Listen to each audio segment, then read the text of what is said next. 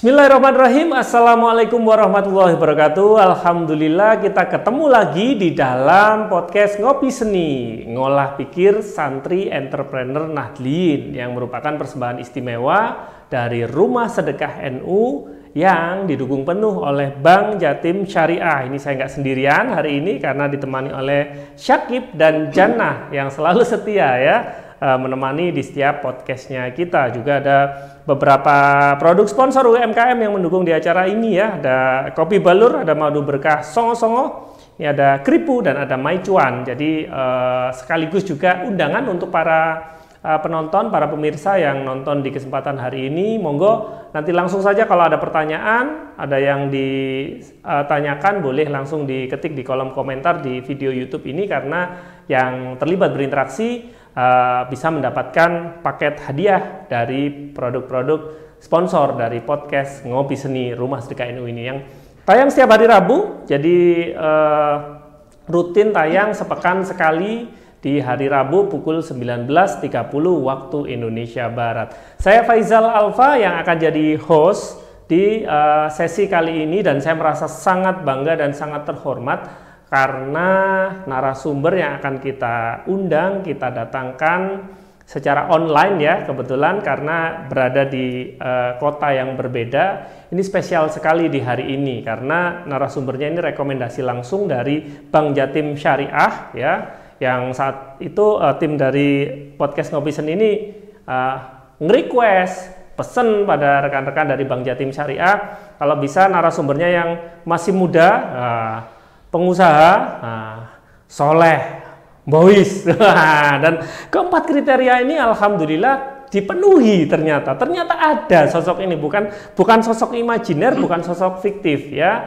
seorang pengusaha atau entrepreneur muda dari ujung Jawa Timur, yaitu dari Banyuwangi, yang punya nama lengkap dan sekaligus juga akun Instagramnya bisa di follow ya. Semoga di-approve karena akun Instagramnya ini di private. Wah, jadi ini termasuk para pelaku usaha atau entrepreneur yang nggak ngeksis di media sosial, tapi ngeksis di bidang bisnisnya sendiri. Yaitu kita sambut, saya mau manggilnya Pak, kok gak mantes gitu ya, lebih akrab, lebih dekat, lebih gayeng dengan panggilan Mas, yaitu Mas Rindar Suhardiansyah. Ya, kita sapa dulu yuk. Assalamualaikum Mas Rindar. Waalaikumsalam warahmatullahi. Alhamdulillah, sesuai kriteria toh, masih muda ya, pengusaha ya, soleh ya, dan bois ya. Mas Rindar, bagaimana kabarnya di hari ini? Alhamdulillah Mas, sehat dan insya Allah bahagia.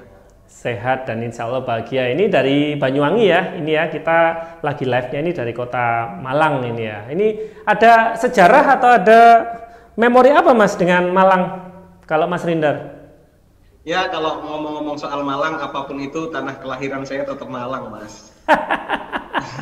Sejarahnya ternyata berawal dari kota ini ya. Yeah. Terus ke Banyuwangi ini ceritanya bagaimana? Ini Mas Rindar boleh dong sedikit cerita napak tilasnya. Jadi memang basic kami keturunannya keturunan Madura, Mas. Baik. Jadi saya darahnya darah Madura, dan kemudian kami nenek moyang perantauan dari Madura ke Banyuwangi, tetapi bapak sendiri adalah seorang dosen di Unbra, sehingga saya dilahirkan di tahun itu sebagai putra dari dosen Universitas Brawijaya, Mas. Baik.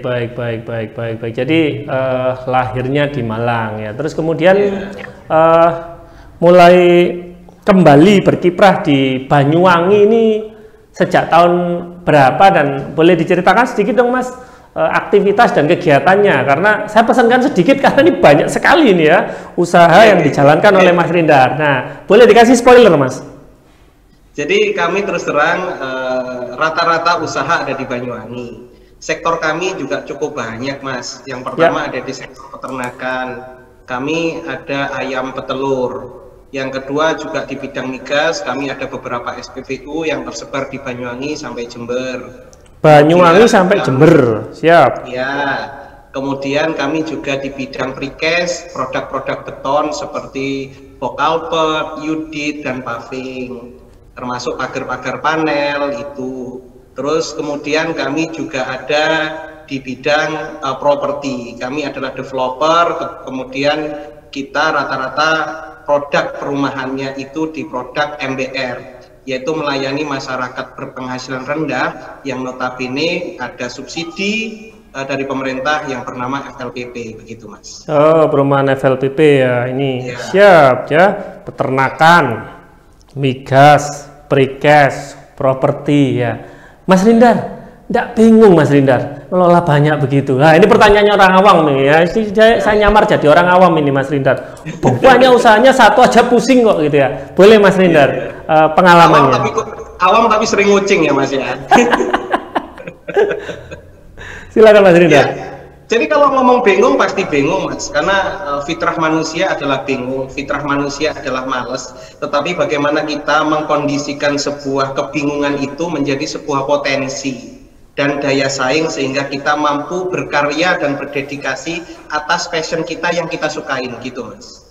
Ya, jadi ya, memang kalau ukuran bingung pasti bingung, tapi selama kita kapasitasnya lebih besar daripada masalahnya, saya kira solusi itu pasti bisa kita temukan Mas. Oh, ini udah mulai wisdomnya keluar ini ya, bagaimana kapasitas kita itu lebih besar daripada masalah yang kita hadapi ya. Kalau kapasitasnya lebih besar ya enteng lah ya. Oke, Mas, di antara 4 bidang itu nih pertanyaan cepat nih ya. Yang paling kompleks menurut Mas Rindar yang mana? Yang paling ringkes menurut Mas Rindar yang mana? Ada 4 bidang yang berbeda tadi. Yang paling sulit saya kira di peternakan karena komoditasnya adalah makhluk hidup Mas. Kalau yang paling simpel itu SPBU karena kita belinya ke pemerintah, kita tinggal kelola saja dan jual dan melayani masyarakat secara langsung, itu sih Mas. Ya, peternakan ya ini karena makhluk hidup yang bernyawa ini ya. Tingkat resikonya ini berbeda ya. Dan isu yang terakhir itu kan memang peternakan hari ini sangat kelam banget. Kenapa? Karena harga pokok produksi jauh di bawah daripada harga telur yang kita jual. Gitu. Harga telur ya lagi kebanting banget ini ya. Sangat menyulitkan para peternak lokal dan UMKM peternak Mas.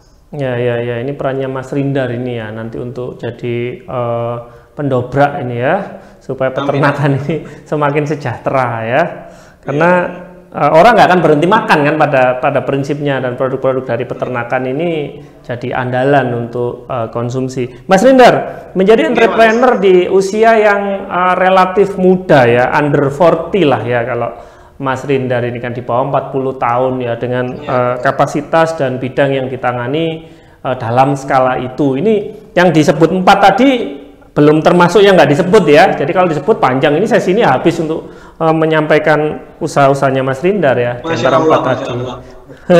Mas, menjadi seorang entrepreneur ini sebuah pilihan atau kesasar atau ada sejarah sebelumnya sehingga Mas Rindar ini melanjutkan proses menjalankan bisnis? Boleh diberi bocoran Mas? Jadi sebenarnya Mas, soal entrepreneur itu kan bukan perkara produk kita itu sebagai apa ya, tetapi lebih cenderung entrepreneur itu masalah mental, masalah penjiwaan saja. Dan seorang entrepreneur itu sebenarnya cuma ada 2, yang pertama by nasab, yang kedua by nasib.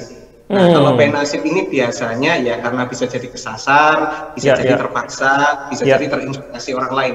Tetapi kalau saya ini memang murni nasabnya adalah entrepreneur. Karena saya ini anak pertama, jadi mau nggak mau tongkat estafet harus saya terima Mas, gitu Mas.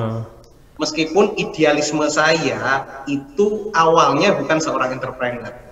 Awalnya saya ingin jadi seorang arsitek. Makanya mau nggak mau arah saya sekarang ke developer gitu Mas. Oke ya. Berarti pasti ada pergolakan ya, ada pergolakan di dalam dirinya Mas Rindar ya di proses-proses awal itu, karena sifatnya kan kayak nggak bisa milih gitu kan Mas. Ya kamu anak pertama ya, kamu yang bertanggung jawab untuk meneruskan gitu ya. Itu seperti apa pergolakannya dan bagaimana kemudian akhirnya Mas Rindar menemukan tempatnya gitu ya, akhirnya oh ini loh peran yang bisa saya kontribusikan di dalam situasi ini. Jadi memang namanya experience namanya eksperimen itu memang by proses, Mas. Karena proses-proses itu, baik saya komunikasi dengan diri saya secara intens, mau nggak mau, tujuan kita harus punya tujuan satu, Mas. Nggak bisa kita harus punya dua tujuan, lalu secara bersamaan kita raih. Nah, saya berpikir panjang di situ karena saya lebih berpikir sebuah tanggung jawab jauh lebih penting dari sekedar ego diri saya sendiri, Mas. Ya. Jadi langsung memutuskan untuk mengambil tantangan dan tanggung jawab itu ya, Mas ya? Atau sempat nyelemur dulu ya, bahasa Indonesianya itu ya? Apa sempat nyelemur dulu, Mas?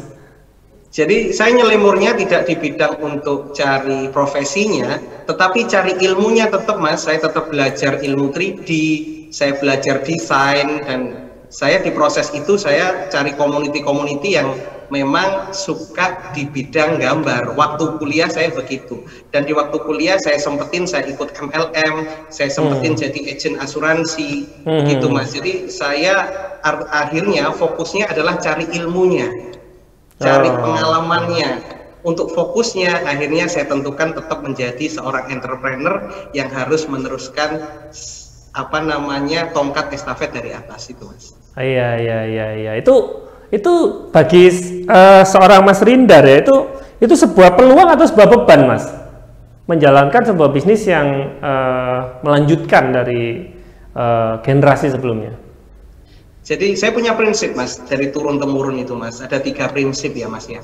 Yang pertama, kita itu harus mau menderita. Nah, mau menderita itu ada 2 hal dari diri kita yang harus kita deritakan. Yang pertama, masalah tubuh kita harus kita deritakan. Dengan apa? Dengan workout. Workout tentunya harus dengan beban, ya kan? Nah, yang menderita yang kedua adalah mental kita juga harus menderita. Menderitanya dengan beban. Jadi tergantung. Kalau kita workout dengan beban, maka beban itu akan memberikan kita kekuatan, gitu, Mas. Ya. Nah, prinsip yang kedua, kita harus mau belajar. Belajar itu, kalau perut nutrisinya adalah makanan, tetapi otak itu adalah nutrisinya dengan belajar juga. Jadi otak juga punya nutrisi, tubuh kita juga punya nutrisi. Dan prinsip yang ketiga adalah kita harus mau berubah. Karena kita sudah jelas, kita seorang muslim, bahwa ketika hari ini sama dengan hari esok, maka kita akan orang yang merugi. Tetapi hari esok harus lebih baik daripada hari itu, Mas. Siap, ya ini nggak salah memang, ini Pak Arif dari Bank Jatim Syariah ini merekomendasikan pemateri ini. Setiap kata itu syarat akan makna loh ya, ini tanda dari kedalaman pengalaman. Yang aku hadepin kucing soalnya, ya kan? Ya, jadi ada 3 prinsip tadi ya, bahwa kita perlu siap untuk menderita gitu ya, dan kemudian prinsip yang kedua adalah belajar, yang ketiga adalah berubah ya, hari ini harus lebih baik dari hari sebelumnya. Mas Rindar, menjalankan sebuah usaha di daerah ya, di Banyuwangi gitu ya, ini kan tentu tantangannya berbeda dengan ketika menjalankan usaha di kota besar, misalnya di Surabaya, Bandung, Jakarta, Medan kayak gitu ya. Itu kendala atau tantangannya apa sih, Mas, menjadi seorang pelaku usaha yang memulainya dari daerah? Jadi memang setiap daerah punya karakter sendiri. Kalau mau ngomong daya beli, daya saing, daya juang, daya kompetisi, memang berbeda-beda tergantung pendidikan ataupun nilai sosial dari daerah itu, Mas.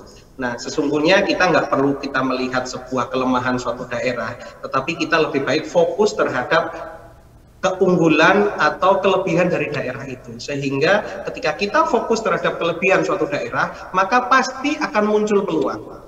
Seperti 10 tahun terakhir Banyuwangi yang dulunya kota santet, tapi kita hari ini tahu Banyuwangi adalah kota pariwisata yang memiliki banyak destinasi-destinasi yang cukup bagus, sehingga Bupati yang 10 tahun terakhir mampu melihat potensi itu, sehingga Banyuwangi hari ini muncul hotel-hotel besar, muncul tempat-tempat destinasi, sehingga masyarakat pun sadar untuk mengelola dengan baik lingkungannya, mengelola dengan baik segala hal apa yang di sekitarnya, sehingga mampu menjadi destinasi wisata yang inovatif tentunya, Mas.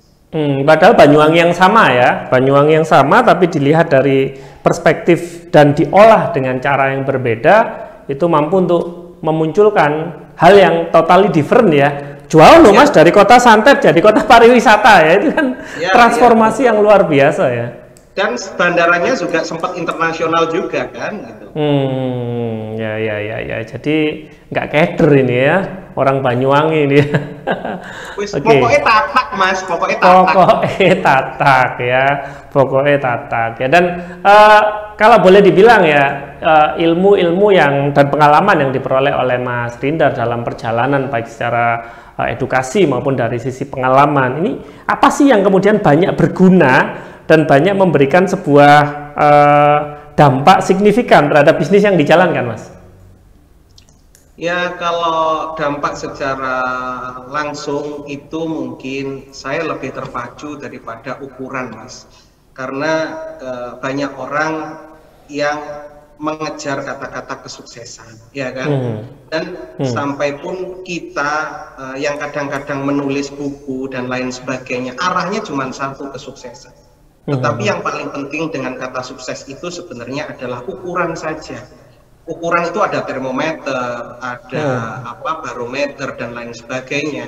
Itu akan menjadi baik ketika yang diukur itu benar atau sesuai. Kalau ukuran sukses itu kaya, maka yang dikumpulin juga uang. Kalau ukurannya adalah manfaat, maka seberapa besar kita mampu memberi terhadap apa yang telah di sekitar kita. Mungkin itu, Mas. Jadi kalau ukuran manfaat, jadi tergantung ukurannya yang mana. Mungkin itu lebih bisa mengena begitu, Mas. Iya. Ini seru sekali nih ngobrol dengan Mas Rindar, tapi kita break dulu sebentar Mas Rindar, ada beberapa pesan dari sponsor yang mau lewat, nanti kita akan sambung lagi, dan saya akan penasaran ini ya dengan salah satu sisi lain dari kehidupan Mas Rindar ya. Apa itu? Kita akan bahas lebih lanjut di Ngopi Seni di channel Rumah Sedekah NU. Kita akan segera kembali.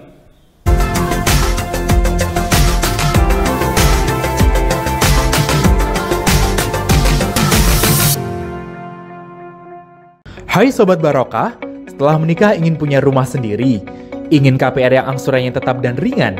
Jangan khawatir, ada KPR IB Sejahtera Bank Jatim Syariah.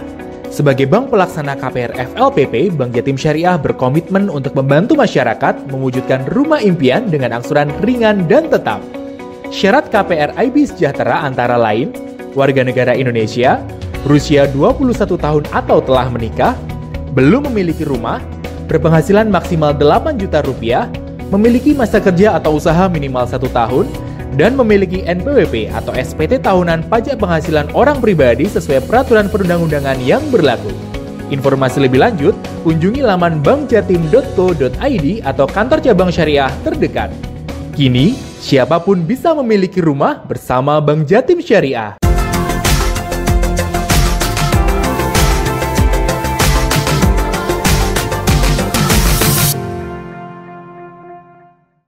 Kembali lagi di podcast Ngopi Seni, ngolah pikir santri entrepreneur Nahdliyin, dan tamunya spesial sekali di hari ini yaitu Mas Rindar Suhardiansyah, sosok entrepreneur muda dari Banyuwangi yang sudah tidak diragukan lagi pengalaman dan jam terbangnya ya.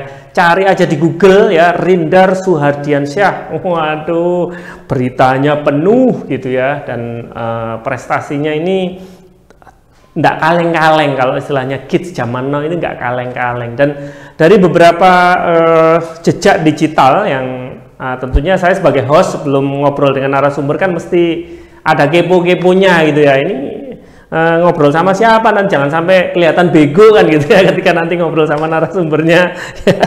Dan ketemu ternyata Mas Rindar ini juga aktif ya di berbagai organisasi dan komunitas, bahkan istilahnya diamanahi jabatan-jabatan dan posisi-posisi penting ya. Boleh kita tanya langsung saja kepada yang bersangkutan ya.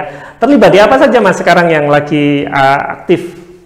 Selain di NU ya, ini kan ini kader NU juga ini ya. Monggo Mas Rindar. Jadi kalau saya ada di 3 organisasi. Yang pertama ada di Real Estate Indonesia, yang kedua ada di HIPMI, yang ketiga ada di Kadin, Mas. Jadi memang rata-rata jaringan kami, teman-teman kami, saudara-saudara kami banyak di community 3 organisasi itu, Mas.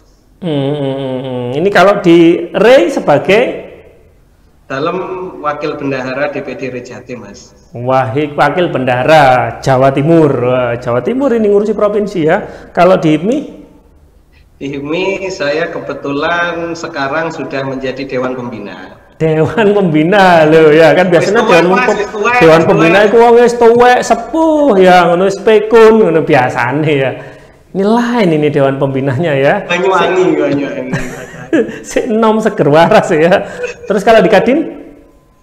Di Kadin aku hanya sebagai ketua di bidang apa ya? Lali, Mas. Pokoknya salah satu ketua bidang.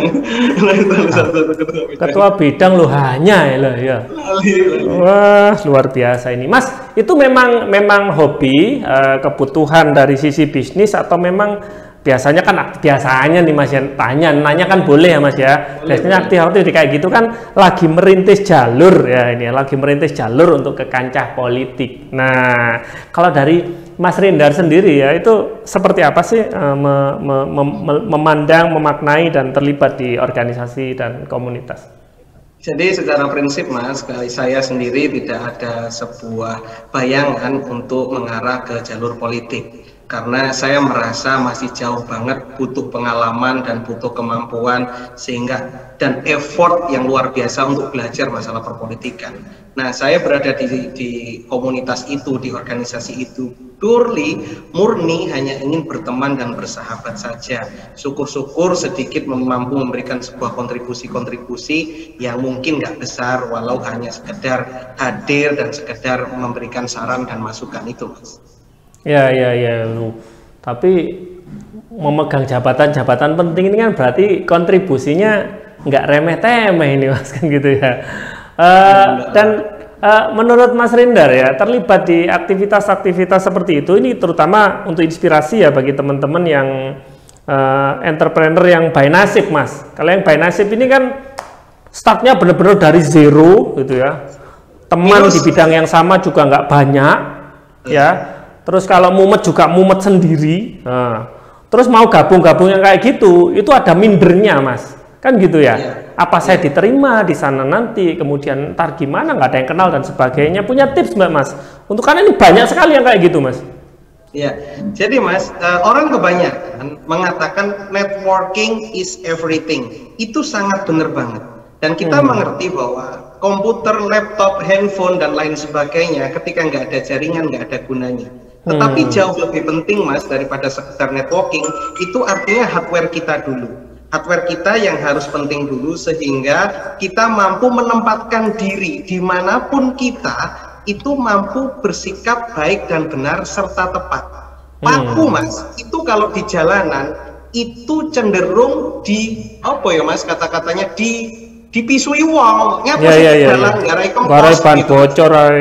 Ban bocor, tapi kalau paku itu di sakunya tukang, itu amat penting dan sangat-sangat penting. Jadi VIP person loh Mas, gitu loh. Jadi kita tergantung di mana posisi kita dan hardware kita, pembawaan kita bagaimana. Mungkin itu ya Mas yang harus kita rubah dulu. Iya. Jadi mesti juga mantesi dulu gitu ya dengan peningkatan kapasitas. Ini karo wong pinter ini loh. Jadi analoginya itu mesti langsung dapat mudah ditangkap gitu loh. Mudah dicerna gitu loh ya.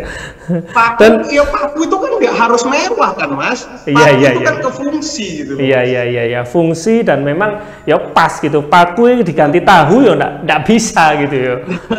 Nggak bisa. Harus cari yang keras gitu memang. Ya. Dan jaringan relasi tadi sempat disebutkan oleh Mas Rindar ya terkait dengan networking gitu ya. Networking ini terutama dengan bidang bisnis yang cukup banyak ini ya. Ini seperti apa Mas dampak dan peranan networking ini, dan boleh diceritakan gitu ya studi kasus bagaimana kekuatan dari networking ini memberikan sebuah manfaat yang luar biasa dalam proses bisnis yang dijalankan oleh Mas Rindar. Oke Mas, jadi gini Mas Faiz, jadi kita sangat-sangat mengerti soal entrepreneur. Masalah utama ketika kita dalam forum begitu tanya, apa kendala utama jenengan semua dalam berentrepreneur? Pasti orang mengatakan modal, orang ada yang mengatakan SDM, orang yang ada mengatakan hard skill, soft skill begitu. Dan SDM, hard skill, soft skill, capital, itu semua dapat dipecahkan dengan kata-kata jaringan. Apapun masalahnya, itu pasti hanya kendala jaringan. Sekalipun kita deadlock dalam sebuah masalah, itu dapat diselesaikan dengan orang dalam. Enggak ya, masalah Mas. Salah. Enggak, yang terakhir salah. Tewas tak catet iku Mang ya. Tapi ada benernya itu Mas. Gitu ya. Boleh nggak diceritakan studi kasus Mas? Bagaimana kekuatan jaringan ini bisa membuat seorang rindar ini lolos dari lubang jarum atau bisa mentas dari sebuah kondisi yang sebenarnya ya aduh udah nggak ketolong deh itu. Tapi dengan adanya jaringan ini bisa berakhir dengan indah. Ya, jadi begini Mas, dulu aku pertama lulus di tahun 2008, itu aku pernah punya usaha di 2006, itu menjadi seorang developer, dan di situ saya gagal, dan lokasi tempat saya jadi developer itu di Ndau Mas, kebetulan. Di Ndau, dekatnya Joglo itu Mas, ada tanah kiri jalan, sekarang jadi tanaman. Itu dulu saya bebasin lahan di situ, dan ternyata terdapat AJB ganda sehingga saya gagal. Dan di 2008 saya mencoba membuat CV dengan minta izin kepada ayah saya minta izin untuk dibuatkan CV dan lain sebagainya. Nah, ketika itu kami tidak dimodali Mas oleh orang tua, cuman sekedar aku duwe lahan cuman waktu itu cuman 2000 meter, jadi sekitar 30 unitan ya waktu itu ya. Jadi 15 unit, jadi 15 unitan itu. Nah, setelah itu dari situ saya punya pandangan lahan bagus gitu ya. Saya nggak ngerti bagaimana cara mendapatkan uang di bank waktu itu, masih nggak ngerti. Paling pinjem masih taunya koperasi yang kelasnya 20-25 juta, pengalamannya segitu kan. Untuk yang ukuran gede cuman denger aja, belum menjadi seorang pelaku. Nah, saya bingung Mas untuk mendapatkan bagaimana fresh money ini. Sehingga saya punya sebuah community waktu itu yang nggak saya sebut komunitasnya. Nah, community itu yang menjadikan saya memiliki sahabat seorang kepala bank Mas. Gitu. Lalu saya berdiskusi keras dengan beliau bagaimana cara mendapatkan pinjaman tanpa harus menabrak sebuah rambu-rambu apapun. Begitu. Akhirnya waktu itu saya banknya bank syariah, waktu itu bank syariah, dan satu-satunya perbankan yang percaya saya waktu itu, dan yang lain selalu melihat bapak saya begitu. Dan itu satu-satunya bank yang melihat hanya saya dan portofolio yang nggak punya, dan saya dibiayai gitu. Tetapi saya presentasi dengan cantik, saya siapkan semua presentasi itu sehingga saya di ACC itu Mas. Jadi bagaimanapun kenalan itu yang sederhananya sebuah jaringan itu sangat-sangat penting. Sekalipun modal, sekalipun skill, kita bisa cari melalui jaringan. Ya. Jadi seorang rindar muda kan gitu. Berarti masih kuliah toh Mas itu 2006 itu? Yang ini 2006 saya gagal, 2008 nyoba bangkit lagi Mas. Oh 2008. Kalau lulus ya itu ya? Ya 2010 jadi PT. 2010 jadi PT ya. Cepet gitu loh. Set gitu. Sing delok cepet ya, sing lakoni ya lumayan ya. Ya tapi sempat sombong di 2006 Mas. Aku pernah untung gede, sombong lalu ketekluk Mas. Kecekluk ya cepet Mas. Melete gitu ya. Ya melete. Iya. Ruko di Kauman itu saya pertama beli itu ruko Kauman jadi 4 Mas. Waktu itu saya beli di Kauman di sebelahnya Yamaha. Di Malang Mas. Nah itu saya bangun 4 ruko, untung 1 ruko, bangga kan? Buat diwake. Aku nang Dau ilang bles kafe. Sambok hilang. Entek golek maneh ya entrepreneur ya. Dan seperti juga ada beberapa pertanyaan ini yang saya penasaran untuk saya tanyakan kepada Mas Rindar secara langsung ya. Tapi kita masih ada break dulu yang mau lewat, ada beberapa pesan dari sponsor. Kita akan segera kembali di podcast Ngopi Seni, Ngolah Pikir Santri Entrepreneur Nahdliyin.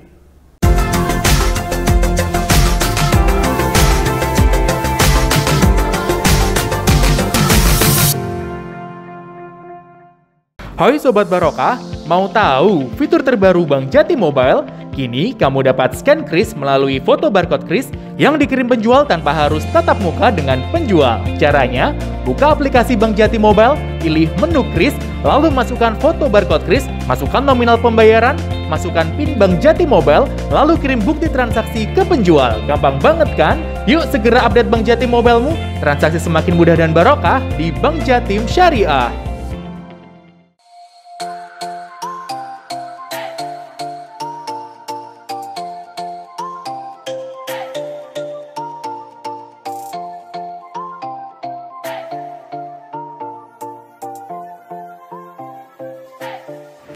Assalamualaikum warahmatullahi wabarakatuh. Monggo para santri, para kiai, para aktivis, para pengabdi minum madu berkah songo-songo yang diproduksi oleh Pesantren Tahfidz Mambaul Ulum dan Rumah Sedekah Nahdlatul Ulama bersama dengan mitra. Insya Allah dengan ikhtiar ini kita bisa menjadi lebih kuat, lebih sehat di dalam memberikan pengabdian terbaik kepada umat.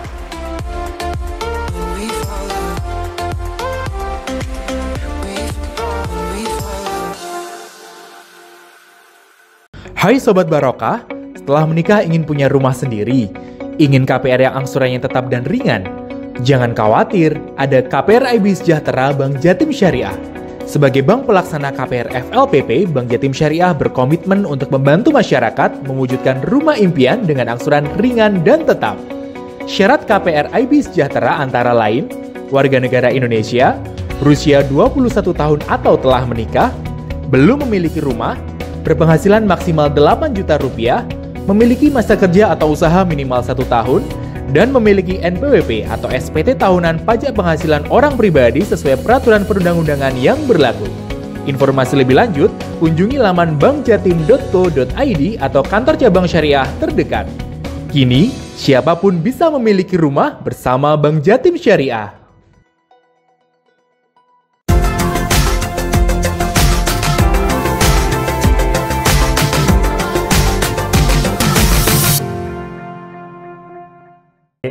Sosok ayah ini bagi seorang Rindar, boleh diceritakan seperti apa dan seberapa gede influence-nya terhadap sosok Rindar hari ini? Ya, kalau soal gede, sangat gede banget Mas.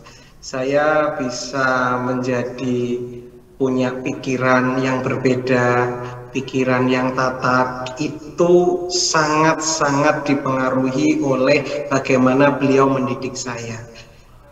Beliau itu sosok ayah, sosok komandan, sosok guru, sosok ustadz, dan sosok sahabat bagi saya.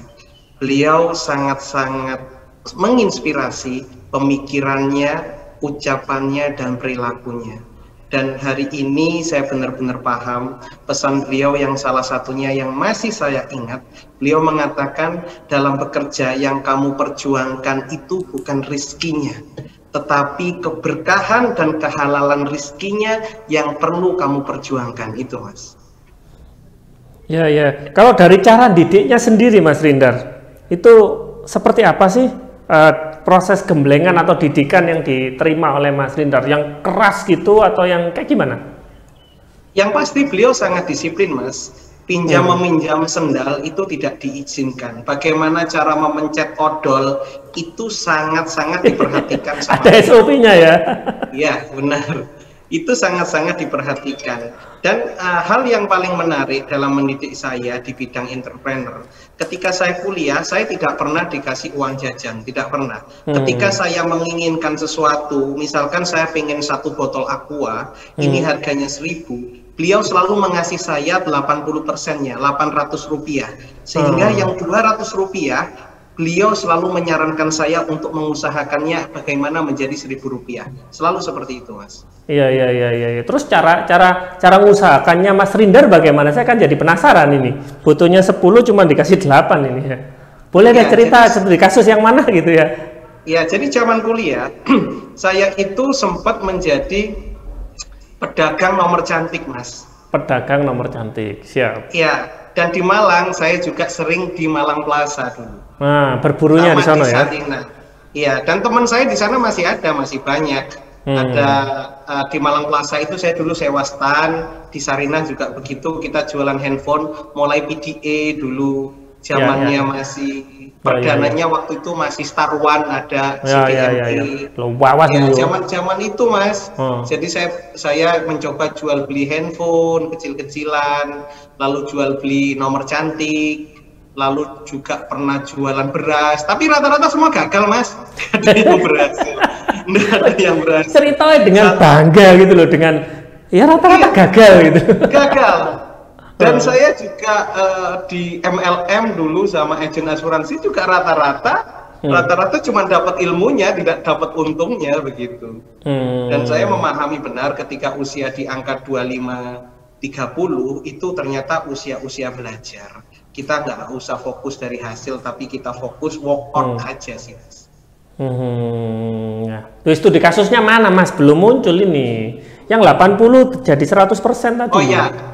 Ya, jadi ketika beliau ngasih uang 800 rupiah bisa menjadi 10.000, itu saya waktu itu pengen punya mobil Mas. Konco-koncoku itu keren Mas.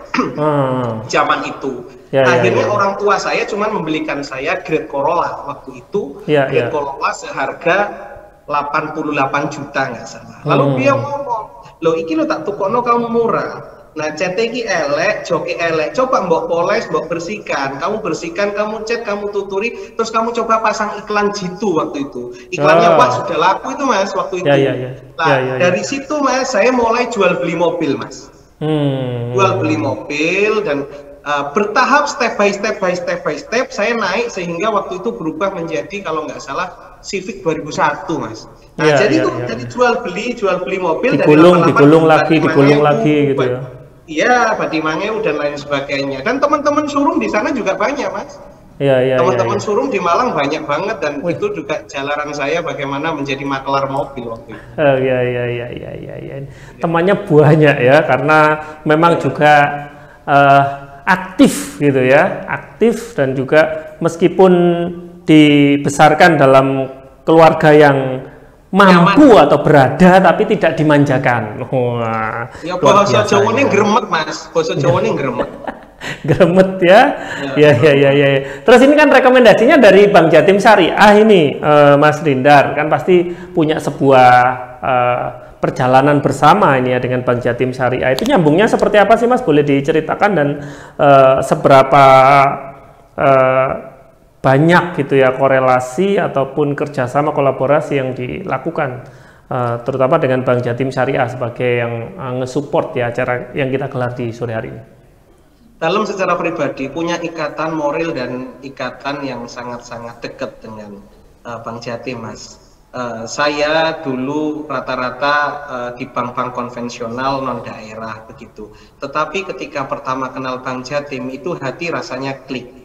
Saya memang generasi ketiga, tetapi Bank Jatim mampu percaya melihat sosok Rindar Mas. Itu yang saya sampai sekarang angkat topi dan mengucapkan sangat-sangat berterima kasih terhadap Bank Jatim karena sangat jeli dalam melihat itu tidak secara background atau secara personal, tapi lebih condong ke insting, feeling, tentu disikapi atau di backup dengan analisa-analisa yang sangat cantik. Dan di perjalanan ini sampai hari ini properti kami di bidang developer perumahan saya sangat-sangat disupport banget oleh Bank Jatim. Itu luar biasa banget, Bank Jatim memberikan pelayanan yang cukup prima sebagai bank daerah yang mampu menjadi kebanggaan bersama masyarakat dan arek Jawa Timur. Aduh ya, apal dan tertata ya. Luar biasa. Tapi duduk pesenan loh Mas, iki gak pesenan ya. Ya memang saking ngekliknya ya, memang saking ngekliknya ya. Gimana ini nasabah prioritas ya katanya ya. Jadi ya mesti keterikatannya juga sangat mendalam. Dan sebagai bagian akhir dari sesi ini Mas Rindar ya, apa sih harapan ya dari seorang Rindar Suhardiansyah terhadap dunia usaha di Indonesia, terutama ini yang ngasih semangat nih Mas buat para entrepreneur muda, karena kalau di zamannya kita dulu ya, kan kita ini seumuran ya, seusia gitu ya. Zamannya kita dulu itu kan memilih jalan menjadi entrepreneur kan relatif masih langka ya Mas ya, sebelum 2010 ya. Kan itu masih nyeleneh gitu. Tapi kalau sekarang ini kan ya umumnya rata-rata cita-citanya memang menjadi seorang entrepreneur ya, kena film-film dari luar negeri, startup dan macam-macam gitu. Mereka mindsetnya lebih terbuka. Cuman kalau tidak dibekali dengan wisdom dari yang sudah pelaku beneran kayak gini kan ya sayang juga gitu ya, mereka nanti nyasarnya kejauhan gitu ya. Boleh Mas, harapan dan juga pesan-pesannya terhadap para pelaku usaha. Ini harapannya kepada pemerintah kah, pada presiden kah? Harapannya ke umum ya Mas? Iya betul. Ya, jadi gini Mas, kalau secara prinsip harapan saya Indonesia ini memang negara berkembang. Negara berkembang itu sangat berbeda budayanya dan perilakunya daripada negara maju. Kita sebagai warga negara Indonesia dan khususnya pemuda-pemudi kita yang sedang berjuang hari ini di kondisi yang sangat sulit ini. Pertama, mental kita ini harus kita siapkan Mas. Ini masalah mental. Mental itu nggak bisa dibentuk dengan bim salah bim, dan kita harus mampu membangun mental dan karakter sedini mungkin sehingga kita mampu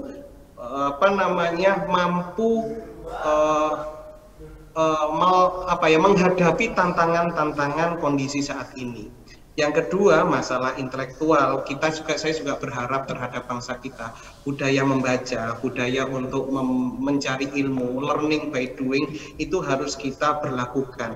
Karena kita nggak bisa shortcut terus dalam kehidupan ini. Dalam berentrepreneur juga kita nggak bisa shortcut. Tetapi dalam entrepreneur yang paling penting kita harus menemukan fast track ataupun jalur cepatnya. Dengan apa? Dengan belajar dan belajar. Nah, yang ketiga, harapan saya secara pribadi, dalam berentrepreneur kita harus nggak boleh buta finansial. Kita harus paham analisis keuangan, forecast alokasi, dan cara budgeting yang baik dan benar, sehingga dalam tantangan terakhir ini, dalam kondisi yang COVID ini, memang saya akuin kondisi sangat ngap-ngap, apalagi yang baru mulai, ada yang startup dan lain sebagainya, sangat kondisi yang ngap-ngap.